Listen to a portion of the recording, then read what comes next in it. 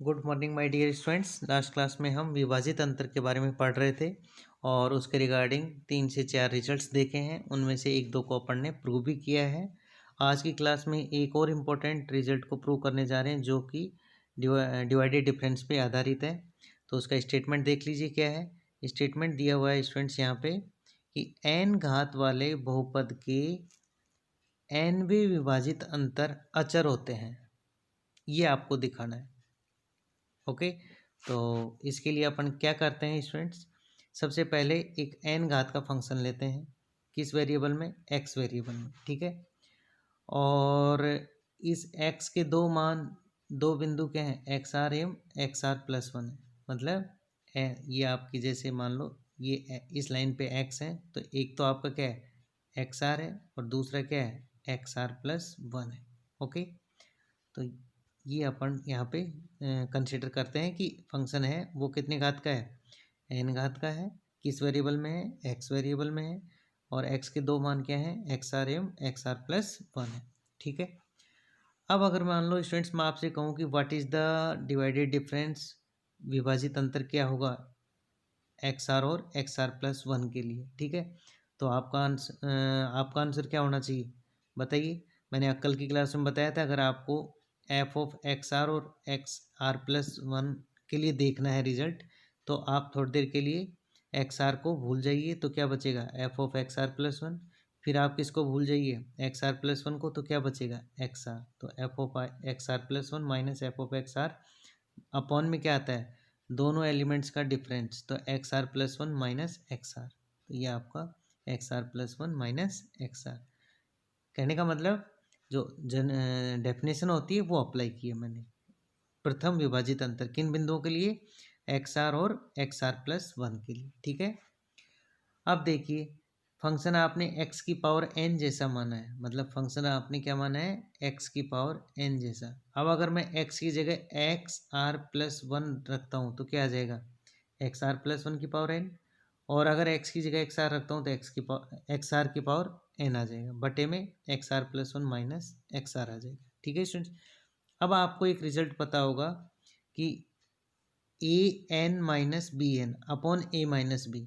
तो देखो ऊपर वाले का एक फैक्टर क्या है? ए इक्वस टू बी है, सॉरी ए माइनस बी है। ऊपर वाले का एक फैक्टर क्या है आपके पास? ए माइनस बी है। तो मैं इसको क्या लिख रहा हूँ? ए माइनस बी तो एक फैक्टर, और बाकी में क्या बचता था याद कीजिए। जैसे ए की पावर एन माइनस वन, तो ए की पावर तो क्या है? घटती हुई जाएंगी। ए की पावर एन माइनस वन, ए की पावर एन माइनस टू, ए की पावर एन माइनस थ्री, ए की पावर लास्ट में जीरो आ जाएगी। तो ए की पावर जीरो का मतलब वन आ जाएगा। ठीक है, और जो बी की पावर है वो बढ़ती हुई जाएंगी। जैसे यहाँ बी की पावर कितनी है? जीरो है। यहाँ बी की पावर वन है, फिर बी की पावर टू है, बी की पावर थ्री है, और लास्ट में जाओगे तो बी की पावर एन माइनस वन आ जाएगी। ठीक है, अब ए माइनस बी से ए माइनस बी कैंसिल हो जाएगा। तो कहने का मतलब कि अगर आपके पास इस तरह का रिजल्ट है, ठीक है, तो उसको आप ऐसा लिख सकते हो, उसको आप ऐसा लिख सकते हो। तो इसमें जब लिखते हैं तो ध्यान रखना, जैसे ए एन माइनस बी एन है, ठीक है ना, तो पहले जैसे ए की पावर तो क्या है? घट रही है, और बी की पावर क्या है? इंक्रीज हो रही है, बढ़ रही है। ठीक है, तो ये आप ध्यान रख सकते हो। ठीक है, तो अब इसी कंसेप्ट का यूज़ कर रहा हूँ मैं क्या, तो ये मैंने फाइनली इसका रिजल्ट लिख दिया है। ठीक है, अब आपके पास देखो है क्या एक्चुअल में, आपके पास है ए की जगह तो अब आपके पास क्या है? एक्स आर प्लस वन है, और बी की जगह आपके पास क्या है? एक्स आर है। ठीक है ना, तो मतलब ए की पावर एन, तो इसका मतलब एक्स आर प्लस वन की पावर एन, बी की पावर एन का मतलब एक्स आर की पावर एन। ठीक है, तो अब इसे आपको लिखना है, सॉरी, ये आपका एक्स आर प्लस वन की पावर एन और माइनस एक्स आर की power n upon x r plus one minus x r. ठीक है, अब इसे एक्सपेंड करके लिखोगे तो ये आपका ये बच जाएगा। ठीक है ना, तो ये मैंने इस रिजल्ट को देखते हुए लिखा है। ए को आप थोड़ी देर के लिए क्या मान लो? ए को मान लीजिए आप एक्स की पावर आर प्लस वन, और बी को मान लीजिए आप एक्स आर। मैंने इसके गलत बोला है, फर्स्ट ए क्या है? एक्स आर प्लस वन, और बी क्या है? X are.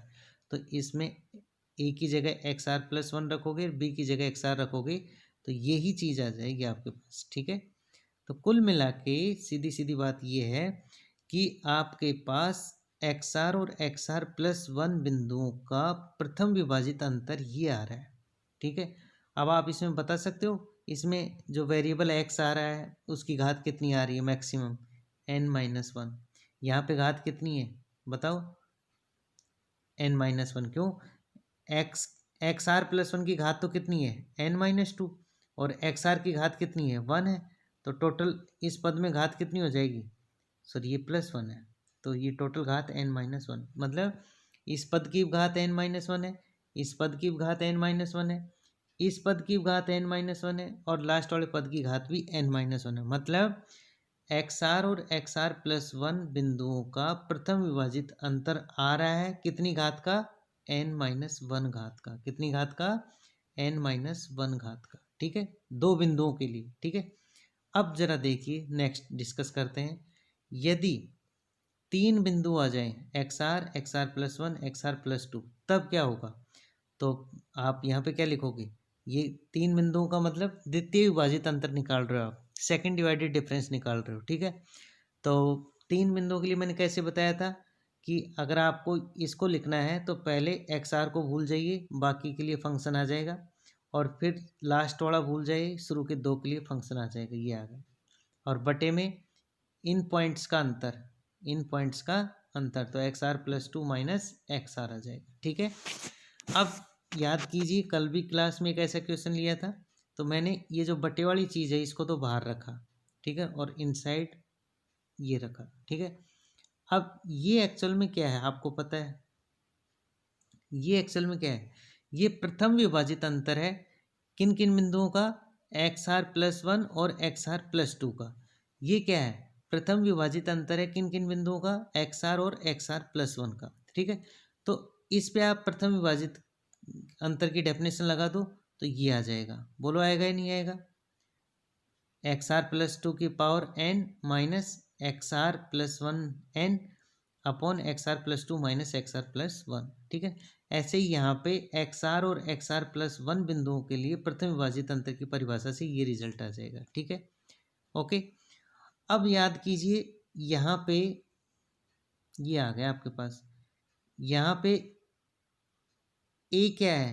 X r plus to है, बी क्या है यहाँ पे? एक्स आर प्लस वन है, तो मतलब ये ए की पावर n माइनस बी की power n upon a minus b जैसा चल रहा है। ठीक है, तो इसे अपन फिर से क्या लिख सकते हैं? एक कम घात में, मतलब एक्स आर प्लस टू की power n minus one, x r plus two की पावर n माइनस टू और एक्स आर प्लस वन की पावर वन। देखो एक, जैसे यहाँ पे ए की पावर n है, ए की जगह क्या है? एक्स आर प्लस टू, तो एक्स आर प्लस टू की पावर तो घटती हो जाएंगी। देखो n-1, n-2, n-3, n-4, n-5 और लास्ट में जीरो होगी तो वो 1 हो जाएगा। और ये जो दूसरा है बी की जगह एक्स आर प्लस वन है, इसकी पावर्स बढ़ेंगी, तो यहाँ बी की पावर जैसे जीरो है, यहाँ एक्स आर प्लस वन की पावर वन है, यहाँ एक्स आर प्लस वन की पावर टू है, एक्स आर प्लस वन की पावर थ्री आएगी, और सबसे लास्ट में जाके क्या आएगी? एक्स आर प्लस वन की पावर n-1 आएगी। ठीक है, ये लिख दिया। अब इसको भी आप a n minus b n upon a minus b वाले फॉर्मूले से लिखोगे तो ये टर्म्स आ जाएंगी। ठीक है, आप खुद करके देखेंगे तो बड़ा इजी सा है। अभी हो सकता है समझते समय आपको बड़ा टफ लग रहा हो, सर ये क्या चल रहा है, are plus to, n-1, n-2, तो आप just a n minus b n upon a minus b result की हेल्प लीजिए, जो पिछली स्लाइड में मैंने लिख रखा है। ए की जगह आप जो आपके क्वेश्चन में बन रहा है वो टर्म्स रख दो, बी की जगह जो क्वेश्चन में टर्म बन रही है वो रख दो, आपका आंसर आ जाएगा। ठीक है, तो देखो ज़रा मैंने क्या किया, इसको एक्सपेंड करके लिख दिया, और ये क्या बनेगा? इसको एक्सपेंड करके लिख दिया। अब ध्यान दीजिए स्टूडेंट, बड़ी खास बात क्या है, ये बाहर वाला ब्रैकेट तो ऐसे कैसे चल रहा है? ठीक है, अब इस टर्म को देखो ज़रा, क्या है? एक्स आर प्लस टू की पावर n-1 है। इस टर्म को देखो क्या है? एक्स आर की पावर n-1 है। मतलब मैं क्या करने जा रहा हूँ कि जहाँ जहाँ पावर सेम है ना, एक जैसी है, उनको कलेक्ट करने जा रहा हूँ। तो यहाँ power x r plus two की क्या है? n-1, और यहाँ पावर n-1 तो है लेकिन किसकी है? एक्स आर की है। किसकी है? एक्स आर की है। ठीक है, तो देखो मैंने सबसे पहले इन दोनों को मिलाकर ये टर्म लिख दी, इस ब्रैकेट की तो पहली टर्म और इस ब्रैकेट की सबसे लास्ट वाली टर्म को मिला के ये लिख दिया है, ठीक है। ओके, अब दूसरा देखो यहाँ पे x r plus two multiply हो रहा है x r plus two n minus two multiply हो रहा है एक्स आर प्लस वन से, ठीक है। चलो मैं एक फ्रेश फिर से बताता हूँ इस रीजन इसके लिए ये कैसे लिखी है, ठीक है। यहाँ से देखो एक्स आर प्लस टू की पावर एन माइनस टू, अब इससे जस्ट पहले वाली टर्म क्या आएगी, इससे जस्ट पहले वाली वो आएगी एक्स आर की पावर एन माइनस टू आएगी, बोलो आएगी नहीं आएगी, ठीक है। ओके, और वो किससे मल्टीप्लाई होगी, वो एक्चुअल में एक्स आर प्लस वन से मल्टीप्लाई हो रही होगी, क्योंकि एक्स आर प्लस वन की पावर एन माइनस वन, फिर एन माइनस टू, फिर एन माइनस थ्री, लास्ट वाले में तो एक्स आर प्लस वन की पावर जीरो आएगी, लेकिन उससे पहले एक एक्स आर प्लस वन आएगा ना, तो ये किससे मल्टीप्लाई हो रही होगी, एक्स आर प्लस वन से। तो मैं क्या कर रहा हूँ कि इसमें से और इसमें से एक्स आर प्लस वन को तो कॉमन ले लिया, और अंदर क्या बचा एक्स आर प्लस टू की पावर एन माइनस टू, और माइनस यहाँ से क्या बचा x r n minus two बच जाएगा, ठीक है। ऐसे ही जब नेक्स्ट जाऊँगा तो एक्स आर प्लस वन का होल स्क्वायर को मतलब यहाँ से और इसकी लास्ट वाली तीसरी टर्म से ये चीज़ बच जाएगी, ठीक है ना। अब देखो हो क्या रहा है, लास्ट में जाओगे तो अब लास्ट में जब आप जाओगे तो यहाँ से ये देखो ये क्या है, ये है प्लस का x r plus one n minus one, ठीक है। और ये क्या है माइनस का x r plus one n minus one, तो ये दोनों तो क्या है कैंसिल हो जाएंगे, लेकिन इससे पहले एक टर्म आएगी और इसके बाद वाली टर्म, ठीक है। तो बाद वाली टर्म क्या है एक्स आर प्लस वन की power n minus two x r है, तो देखो मैंने यही लिखा है ये आपके पास एक्स आर प्लस वन की पावर एन माइनस टू तो कॉमन आ जाएगा, यहाँ से क्या बच रहा है माइनस साइन के साथ तो एक्स आर बच रहा है, और इसमें जो टर्म आएगी वो आपकी आ जाएगी एक्स आर प्लस टू आ जाएगी, क्या आ जाएगी एक्स आर प्लस टू आ जाएगी, ठीक है। तो देखो यही लिख दिया यहाँ पे x r plus one n minus two multiple of x r plus two minus x r, ठीक है। अब क्या किया स्टूडेंट्स, ये जो बाहर ब्रैकेट था one upon x r plus two minus x r, इसको अंदर लेके जाओ, तो सबके साथ अंदर ले जाके लिख दिया, ये लिख दिया, ये लिख दिया ऐसे, ठीक है। तो ये सबके साथ मल्टीप्लाई होके कुछ इस तरह का आ जाएगा, ठीक है। लास्ट में जाके वो कैंसिल होके ये सिंपल बच जाएगा, ओके। अब स्टूडेंट्स फिर से आपको a n minus b n upon a minus b को याद करना है, इसको क्या लिख सकते हैं, इसको ए कम घात के रूप में लिख सकते हैं। तो आप तो मेरे को इसको बता दीजिए, जैसे ये क्या है a n minus b n upon a minus b जैसा है, ठीक है ना। अब इसमें ए क्या है एक्स आर प्लस टू है और बी क्या है एक्स आर है, तो मैं इसमें अभी घात कितनी है एन माइनस वन, तो जब इसको ए एन माइनस बी एन जैसे लिखूंगा तो जो घात आएंगी वो कितनी आएंगी एन माइनस टू में आएंगी, एक कम आएंगी ना। तो देखो यही लिखा है, पहले पद को पहले ब्रैकेट को अगर आप लिखोगे तो वो इस तरह से एक्सपेंड होके आएगा, ठीक है। दूसरा bracket x r plus one से मल्टीप्लाई हो रहा था, ठीक है ना, उसको जब आप a n minus b n upon a minus b वाले फॉर्मूले से लिखोगे तो उसमें घात अभी कितनी है एन माइनस टू, जब एक्सपेंशन लिखोगे तो एक कम और हो जाएगी तो एन माइनस थ्री, इस तरह की टर्म्स चलेंगी तो ये आ जाएगा, ठीक है। तो कहने का मतलब आप ये देख सकते हो कि इस समीकरण में x की मैक्सिमम घात कितनी आ रही है एन माइनस टू, जैसे इस ब्रैकेट से एन माइनस टू मिलेगी, इस ब्रैकेट से एन माइनस थ्री मिलेगी, ठीक है ना। तो x की मैक्सिमम घात कितनी आ रही है एन माइनस टू, ठीक है ना। तो बस उसे ही रिजल्ट में क्या लिखा है, अतः उपरोक्त समीकरण से हम देख सकते हैं कि तीन बिंदुओं x r plus one x r plus two में f of x r plus one x r plus two n minus two घात का फलन है। समझे कि अगर आप तीन बिंदुओं के लिए द्वितीय विभाजित अंतर लेते हो, ठीक है ना, f x equal to x की पावर एन जैसे फंक्शन में, तो वो कितनी घात का फंक्शन दे रहा है आपको, n-2 घात का। ठीक है, तो याद कीजिए थोड़ी देर पहले दो बिंदुओं के लिए कितने घात का फंक्शन दे रहा था, n-1 घात का। तीन बिंदुओं के लिए कितने घात का फंक्शन दे रहा है, n-2 घात का। तो मैथमेटिकल इंडक्शन से, गणितीय आगमन विधि से यह प्रदर्शित किया जा सकता है कि f of xr+1 xr+2 dot dot xr+m चर xr+1 xr+2 डॉट xr+m में n-m घात का फलन होगा। कितने घात का, n-m घात का। क्यों, क्योंकि अब आपने कहाँ तक वेरिएबल लिए हैं, xr+m तक। ठीक है, अब आप कहोगे सर उसे भी दिखाओ मैथमेटिकल से, तो स्टूडेंट्स बड़ा टफ हो जाएगा। आप देखो तीन बिंदुओं के लिए कितना ज़बरदस्त कैलकुलेशन हुई है। ठीक है, तो इसलिए इसे जर्नली लिख के छोड़ देंगे। अपन को मीनिंग क्लियर हो रहा है कि प्रथम विभाजित अंतर में जब आपने दो बिंदुओं के लिए प्रथम विभाजित अंतर लिया तो उस स्थिति में आपके पास n-1 घात का फलन मिल गया था।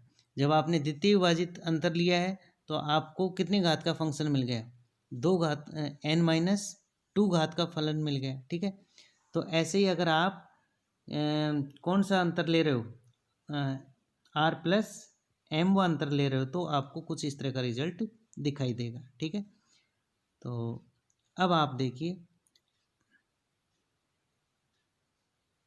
ये तो आपने सिंपल कि अगर आप इतने वेरिएबल लेते हो तो आपके पास इतने घात का फलन मिल जाएगा, ये लिख दिया। ठीक है, अतः f(x) बराबर xn के nवें विभाजित अंतर, ठीक है ना, आपको तो कहाँ तक पहुँचना है, n विभाजित अंतर तक पहुँचना है। तो उस केस में क्या मिलेगा, अब आपने n विभाजित अंतर लिया है। ठीक है ना, अभी तो आप m वे पे थे। ठीक है ना, तो तो m की जगह क्या रख दो, n रख दो, तो n-n कितना आ रहा है, 0, अर्थात 0 घात का फलन होगा तथा यह xr+1 xr+2 डॉट xr+n से स्वतंत्र होगा। मतलब इन सब ये सब वेरिएबल वगैरह वहाँ पे नहीं आने वाले आपके पास। ठीक है, फिर इसमें नोटिस करने वाली बात क्या है स्टूडेंट्स, कि जैसे मान लो f(x) n घात का फलन है, तब n भी विभाजित अंतर तो अचर होंगे, जबकि n+1 व विभाजित अंतर अगर आप कैलकुलेट करोगे तो वो कितना आएगा, 0 आएगा। इसे आप एग्जाम्पल से ऐसे समझ सकते हो, जैसे f(x) बराबर क्या है, x² है, तो यहाँ पे f(x) कितने घात का फलन है, 2 घात का फलन है। तीन बिंदु दे रखे हैं आपको, 0, 1 और 2। ठीक है ना, टेबल बनाओ, तो जैसे ये टेबल बनाई, पहले कॉलम में x लिखते हैं, दूसरे कॉलम में y = f(x) या f(x) लिखते हैं। तो अब फंक्शन अभी क्या है, f(x) = x², तो उसके जब x के मान रखोगे तो y का मान 0, 1 और 4 मिल जाएगा। अब ये जो थर्ड कॉलम होता है ये आपको क्या देता है, प्रथम विभाजित अंतर। तो देखो प्रथम विभाजित अंतर कैसे कैलकुलेट करोगे आप, प्रथम विभाजित अंतर कैसे कैलकुलेट करोगे, this minus this upon this minus this, तो कितना आ जाएगा, 1 आ जाएगा। This minus this upon this minus this क्या आ जाएगा, ये भी आपको प्रथम विभाजित अंतर आ जाएगा इन दो पॉइंट्स के लिए। ठीक है, ओके। अब द्वितीय विभाजित अंतर कैलकुलेट करोगे तो दिस माइनस दिस अपॉन इन तीनों पॉइंट्स का अंतर, तो 2 - 0, तो 3 - 1 अपॉन 2 - 0 कितना आ गया, 1। तो ध्यान दीजिए, 2 घात का फलन है, 2 घात का फलन है, और इसका मतलब द्वितीय विभाजित अंतर आपका क्या आना चाहिए, कांस्टेंट। तो देख लो आ रहा है 1, क्या है, कांस्टेंट ही तो है। ओके, अगर आप इसके लिए तृतीय विभाजित अंतर कैलकुलेट करने जाओगे तो ओब्वियसली वो क्या मिलने वाला है, 0 मिलने वाला है। ठीक है, क्या मिलने वाला है, 0।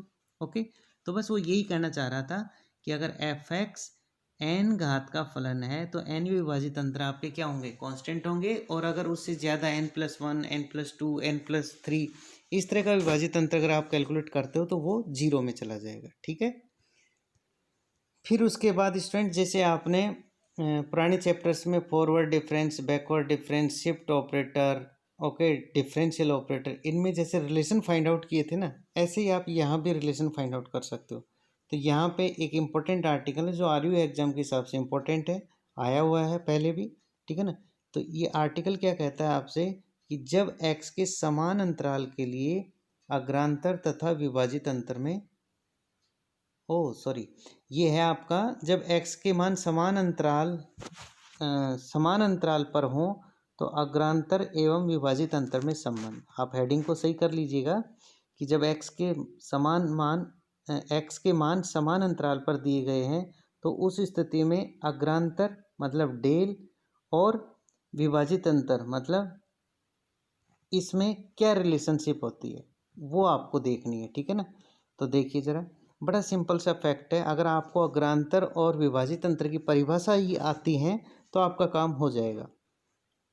सबसे पहले माना कि चर x के मान x0, x1, x2, xn है जो सभी एक दूसरे से h दूरी पर स्थित है। मतलब x0 से आप x1 जाओ, x1 से x2 जाइए, x2 से x3, x3 से x4, ऐसे ही xn-1 से xn जाओ। तो हर स्टेप पे आपको कितने का अंतर मिल रहा है? h का अंतर मिल रहा है। कितने का? h का अंतर मिल रहा है हर स्टेप पे, ठीक है।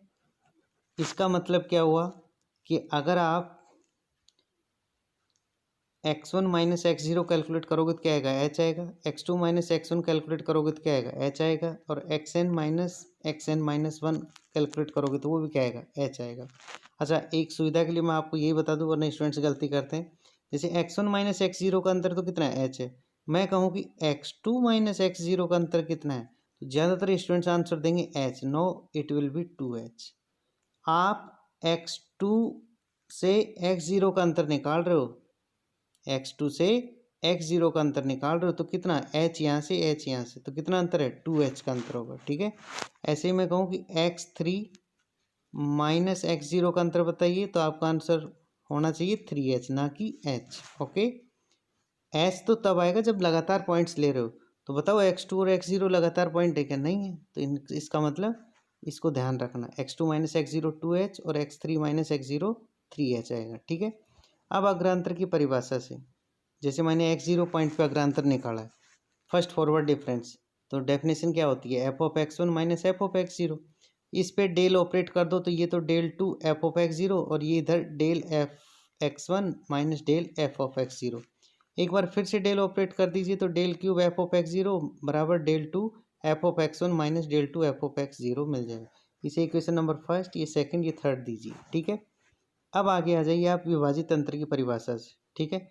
विभाजित अंतर दो बिंदुओं x0 और x1 के लिए, तो x0 को भूल जाओ, f ऑफ x1, x1 को भूल जाओ, f ऑफ x0, और अपन में दोनों पॉइंट्स का अंतर तो x1 माइनस x0, ठीक है। अब थोड़ी देर पहले मैंने बताया था कि x1 माइनस x0 की दूरी कितनी है? h, तो इसे तो 1/h लिख दिया, ठीक है। और ऊपर क्या बच रहा है? f of x1 minus f of x0, F of x1 minus f of x0, और वो एक्चुअल में क्या है? First forward difference. किस पॉइंट पे? x0 पॉइंट पे, ठीक है। तो आपको क्या मिला स्टूडेंट्स? आपको एक रिजल्ट मिल चुका है कि प्रथम विभाजित अंतर दो बिंदुओं x0 x1 के लिए किससे कनेक्ट हो रहा है? First forward difference. किस बिंदु पे? x0 पे, इससे। तो देख लो रिलेशन आ गया, ये प्रथम विभाजित अंतर है और जबकि यहाँ पे क्या है? प्रथम अग्रांतर है। तो प्रथम विभाजित अंतर और अग्रांतर में रिलेशन आ गया। तो अगर आप दो बिंदुओं के लिए प्रथम विभाजित अंतर निकालते हो तो कुछ इस तरह से रिलेटेड होता है, किससे? प्रथम अग्रांतर से, ठीक है। और देखो, मान लो आपके पास तीन बिंदु हो जाएं, आपके पास तीन बिंदु हो जाएं तो इसका मतलब आप द्वितीय विभाजित अंतर निकालोगे। तो अब ये तीन बिंदुओं के लिए द्वितीय विभाजित अंतर निकालना क्या कैसे कैलकुलेट करोगे? x0 को भूल जाओ तो f of x1 x2, x2 को भूल जाओ तो x0 x1, मतलब सबसे पहले वाले को भूलना होता है और सबसे लास्ट वाले को भूलना होता है, ठीक है। तो सबसे पहले वाले को भूलोगे तो ये फंक्शन, लास्ट वाले को भूलोगे तो ये फंक्शन आ जाएगा, ठीक है। अब स्टूडेंट्स याद, अच्छा नीचे क्या है? x2 माइनस x0, नीचे क्या है? x2 माइनस x0, तो ये h आएगा या 2h आएगा? तो ये स्टूडेंट्स 2h आएगा, अभी थोड़ी देर पहले मैंने डिस्कस किया था। और इनसाइड क्या बचा है स्टूडेंट्स? इनसाइड एक्चुअल में आपके पास f of x1 x2 minus f of x0 x1 बच रहा है, ठीक है। लेकिन अभी आपने देखा कि इसका मान क्या है? f ऑफ x0 x1 का 1/h into del f of x0। मैं यही कहूँ आपसे कि f ऑफ x1 x2 का मान बताओ क्या आएगा, तो आपका आंसर इस समीकरण 4 को देखते हुए क्या आना चाहिए? 1/h del f of x1। Position change हो जाएगी अब, अब शुरुआती बिंदु क्या है x1, ऐसे ही मैं कहूँ कि x5 x6, बताओ क्या आएगा, तो आपका आंसर आना चाहिए 1/h del f of x5, ये आपका आंसर आना चाहिए। ठीक है, तो बस मैं इसी फैक्ट का यूज करूँगा कि जब मैं द्वितीय विभाजित अंतर कैलकुलेट करूँगा x0 x1 x2 के लिए, तो डेफिनेशन तो ये बनेगी x2 माइनस x0 का मान 2h है, तो उसे बाहर ले आया, अंदर क्या बचा f ऑफ x1 x2, मतलब प्रथम विभाजित अंतर किस बिंदु पे, x1 पे, ठीक है ना, x1 x2 पे, तो वो ये आ जाएगा। ऐसे ही ये आप पहले प्रूव कर चुके हो, तो ये आपका ये आ जाएगा, और ये 1/h कॉमन लोगे तो 1/2h² और del f x1 minus del f of x0। ठीक है, अब ये एक्चुअल में स्टूडेंट्स क्या है, ये आपका second forward difference operator, second forward difference ही तो है किस बिंदु पे, x0 बिंदु पे। ठीक है ना, तो ये इक्वेशन आपको क्या दर्शा रही है, ये इक्वेशन आपको शो कर रही है स्टूडेंट्स कि द्वितीय विभाजित अंतर एवं द्वितीय अग्रांतर में ऐसा संबंध आएगा। ठीक है, इस तरह का रिलेशन आएगा। ठीक है, अब मैं आपसे कहूँ कि F of x0 x1 x2 x3 में बताओ क्या अंतर है, ठीक है, क्या रिलेशनशिप आएगी, तो आपका आंसर होगा 1/3 फैक्टोरियल h⁻³ और del Q F of x0। ठीक है, ये मैंने यहाँ कैलकुलेट करके बताया, आप देख सकते हो। F of x0 x1 x2 x3, x0 को भूल जाओ तो f of x1 x2 x3, x3 को भूल जाओ F of x0 x1 x2 upon in points का अंतर x3 माइनस x0, तो कितना आता है अंतर 3h, और ये प्रीवियसली डेफिनेशन से ये आ जाएंगे, मान रखोगे आप सोल्व करोगे तो आपके पास ये आ जाएगा। ठीक है, तो ये आपको बता रहा है क्या, ये आपको बता रहा है तृतीय विभाजित अंतर एवं तृतीय अग्रांतर में संबंध। इसी प्रकार आप एक लार्ज डेटा क्लिप कर सकते हो कि F of x0 x1 x2 xn। ठीक है, तो वो कैसे कनेक्ट होगा, 1/n factorial h⁻n del n f of x0, जो n विभाजित अंतर एवं nवें अग्रांतर में संबंध है। ठीक है, तो ये आपका आज का मैटर था स्टूडेंट्स। ठीक है, तो जो शुरुआत में जो आर्टिकल किया था कैलकुलेशन के पॉइंट ऑफ व्यू से काफ़ी लेंथी है। ठीक है, बट आप पेशेंस के साथ उसे सुनोगे और घर पे प्रैक्टिस करोगे तो नो डाउट आपको बहुत जल्दी वो समझ में आ जाएगा। आज के लिए इतना काफ़ी है, थैंक्स।